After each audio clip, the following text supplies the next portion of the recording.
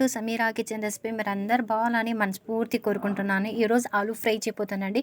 Aloo fry అంటే చిన్నపిల్లలకు చాలా ఇష్టంగా తింటారండి. చపాతీలో 4 ఆలూలు తీసుకున్నాక స్కిమ్ అంతా తీసేయాలండి. తీసుకున్నాక చిన్న చిన్న మనం వడకలు చేసుకొని వాటర్లో వేసుకోవాలండి. కొద్దిగా మనం సాల్ట్ వేసుకోవాలి. చాలా తెల్లగా బాగుంటాయండి. ఇక్కడ గ్యాస్ ఆన్ చేసుకుని కడాయి పెట్టుకొని మనకి ఎన్ని ఆలూలు వేసుకోవాలంటే అన్ని వేసుకోవచ్చండి. నేనైతే 4 ఆలూలు ఫ్రై చేయబోతున్నాను. ఈ ఆలూ ఫ్రై అంటే నా చిన్న కొడుకు చాలా ఇష్టంగా తింటాడండి. కొద్దిగా మనం ఆయిల్ వేసుకోవాలా.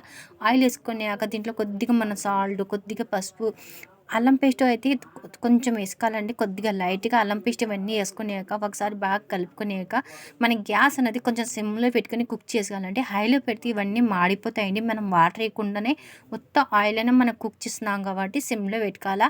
ఇవన్నీ ఒకసారి బాగా కలుపుకున్నాక ఇప్పుడు మూత పెట్టి కొంచెం సిమ్లో కుక్ చేసుకుంటానండి.